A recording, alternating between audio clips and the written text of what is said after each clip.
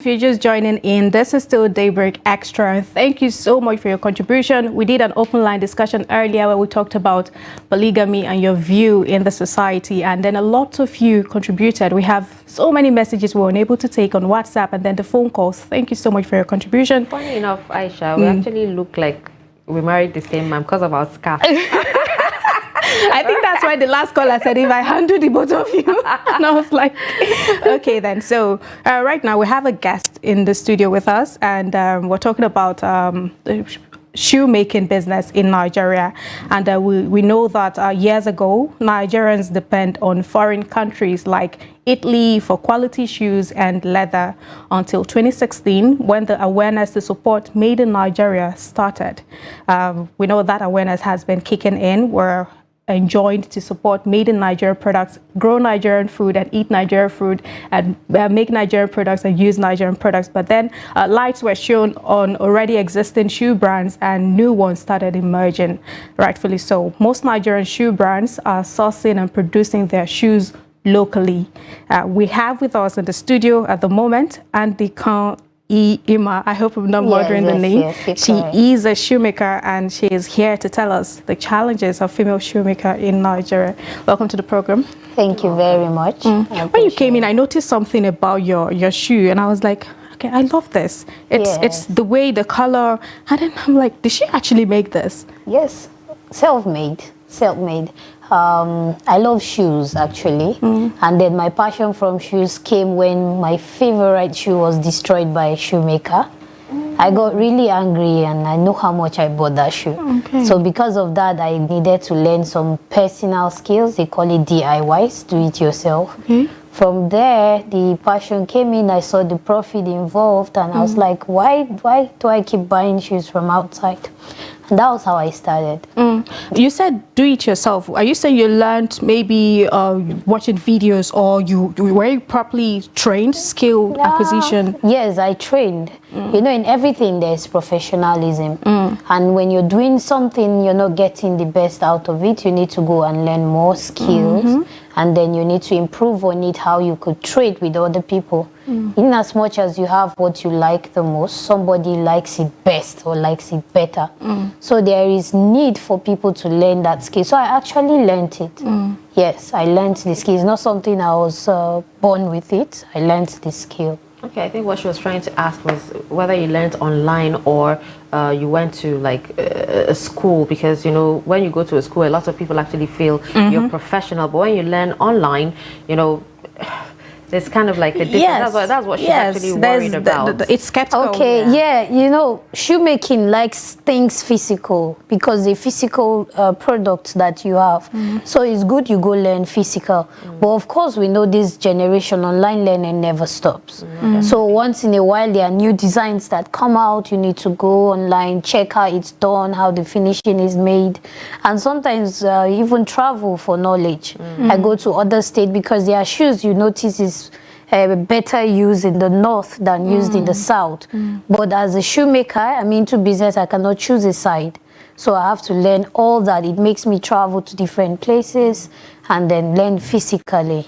Yeah. All right, so but what are the challenges that actually come with, you know, shoemaking business in Nigeria? Acceptance by Nigerians. By Nigerians, you know. Most times I find myself going to supermarkets, go to a lot of malls, go to big boutiques, and the moment you just mention your shoes are made in Nigeria, it depreciates the quality. So do they want us to keep lying? Why do you think that is? They believe that we are not we don't deliver quality, we don't deliver finishing, and they cannot trust. You know, if a Nigerian don't trust a Nigerian, we trust foreigners more than we do for ourselves. And that has been the major, there is no challenge as bigger as that. Acceptability by Nigerians and Nigerian markets is what we are looking at. So the moment we can fix that, we're done. We're in good position to move the shoemaking brand. And now we have the quality. Okay, so but aside, you know, acceptance, what other challenges, especially for you, what other challenges do you face? Electricity is the major issue we are facing. Now look at the cost of petrol, look at the cost of fuel. it's not easy when you say you want to add prices to your shoe. Nigerians are used to seeing Nigerian product as low quality and less pricing. By the time you add money to what you have, people start shouting, say they cannot afford it and all that. So the electricity is our major issue. Then the next is labor. Getting people that would sit down and learn this shoe properly. Like, for example, a Nigerian graduate will tell you, look, I cannot work for you as a cobbler, but I have people that I work with, like we work together. If they are determined to make 500,000 naira in a month, they do. So it's based on the production. The higher you have the production, the more the money. And we have large-scale production. And they are earning. I have people earning 250,000, 300,000 to 500,000 monthly, seriously. So there is nothing for people to run away from it. It's a profitable and a very lucrative business. But labor has been another challenge that we'll face, yes. Speaking of labor, I remember when we had I had an interface with the Secretary of at the Ministry of Education, and then when we talked about the fact that the students loan, you know, and then we also talked about, okay, what about employment after school, right? Where we had to look at this to how to pay the loans, and then the secretary now said that is why they introduced courses in the university, you know, entrepreneurship, all those courses where you can learn skills even when you graduate and you don't have white collar job as it is, you'll be able to. But then the fact that you're saying now, you know, people go through university to learn all of that. I know it's not really the main thing to learn because your course still determines your curriculum, right? But then you come out of school and then you're saying there's no job, right? But then there are skills that you can learn, and then she just highlighted it now as a challenge that she faces. And how do you think we can communicate this better to our youth who are still out there looking for jobs to key into skill acquisition like shoemaking?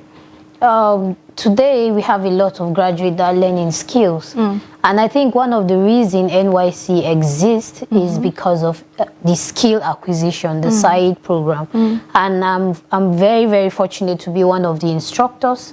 After my NYC, I got adopted by NYC to continue training other people on skill acquisition, and I own a business school.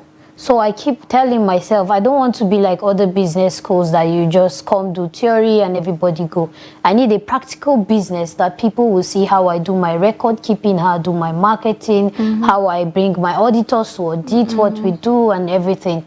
So with that, you see that I'm bringing a graduate experience. You're not doing your business locally like the local shoemakers are called, but we are doing it as cobblers. We are doing it as people that know what we want to earn at the end of the day, not blind businesses, proper record keeping. So you cannot get that from someone who's not a graduate. And today, shoemaking is seen as a clinic for shoes. The way you have hospitals, people go there to like fix their shoe, to expand the shoes. You're not just produce it, you're also carrying out treatment, you're changing the colors, you're changing the patterns of it, and so on and so forth. So you could walk in to a shoemaking store and you'd not see the production room. All you see is a receptionist. She welcomes you, he welcomes you, take your measurement, record everything, the clients that come in per day, what they come to purchase, the size they want, give them data they will come back to collect, like the way they run dry cleaning stores. So that's the pattern of shoemaking these days. So it's no longer the local walk in and see the dirty work done, no.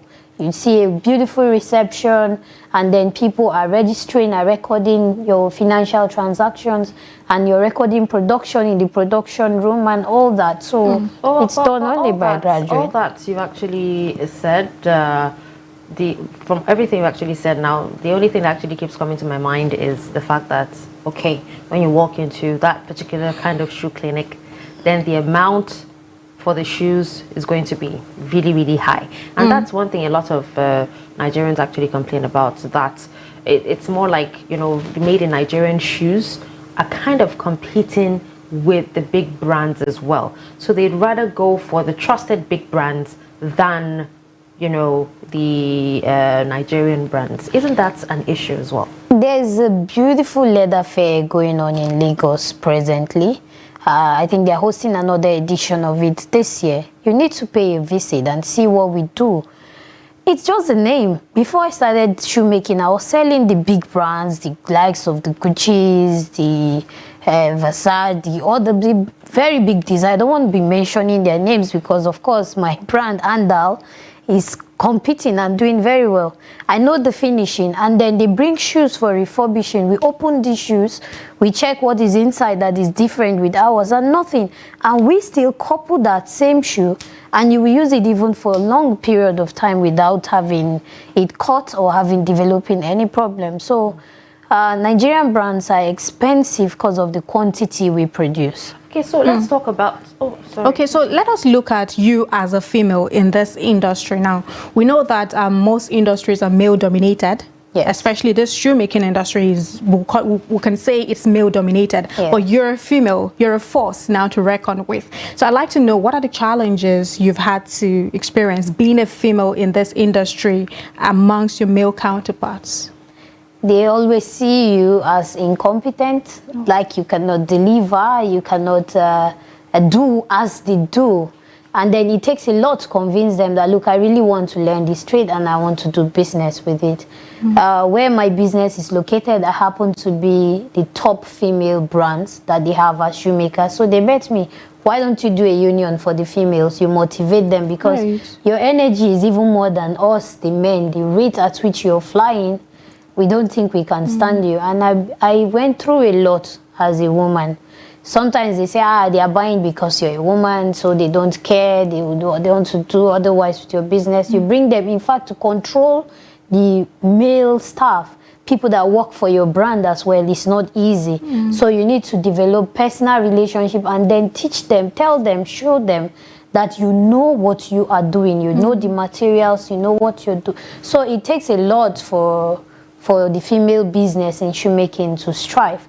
So you need to be passionate about the work, you need to be willing, and then you need to be ready to face the male counterparts because they are your major competition. Okay, but speaking of collaboration, now how have you, like on your own, been able to assemble other female shoemakers? How have you been able to, you know, find that create a union like they advised you? How have you been able to achieve that? I've started something on that. I have like 5 females. The difficult thing is they are from different states. In Abuja here we have 1. In different states we have, like I have 5 and they are in different states. So bringing them together has to be something that would be an online meeting. But in my place of location where we are primarily settled, we don't have females. I'm the only one that is really balling in the game. Oh. Yeah. Okay, so now what about the issue? I'm sorry, I just keep bringing, you know, because we need to tackle it. The issue of raw materials, right? Yes, it's actually a big one.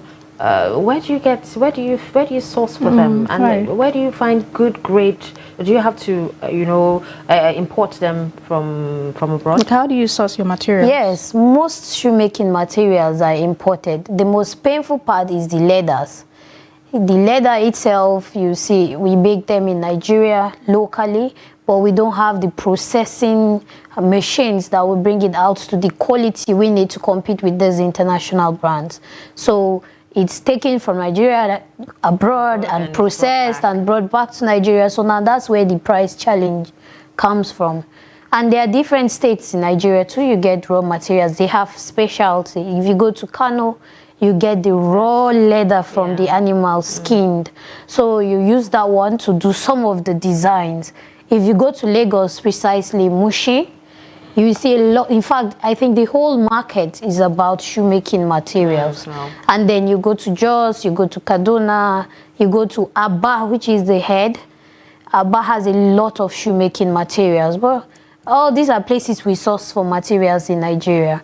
And you see the distance you have to travel to get these things fixed and then produce what you want to come out as a result. But if you're not importing, is the quality compared to that of abroad? We are importing because if you're buying from Lagos and Aba, those materials are brought from outside. Oh, okay. So unless you want to use Ankara materials for the shoes or use the local skin from Kano, that's where you say you're not importing. But one way or the other, we're still... so there is a big market for people that want to do investment into shoemaking. If you're producing the floors, for example, or the Nora materials that we use, you would have to get a big company that will manufacture it. And trust me, we have the market. Even gum, as cheap as gum, as ordinary as gum, we don't have the factories in Nigeria. Wow. So these are large markets that people need to invest. If I have that kind of money, talking about billions of naira investment, then I know the market is ready. Thank you so much, Antikan Ima. We have been speaking with her. She's a local shoemaker, and she's a female in this industry who's breaking bounds. We'll go on a quick break now, and when we do return, we'll have our next guest in the studio. Don't go away. We'll be right back.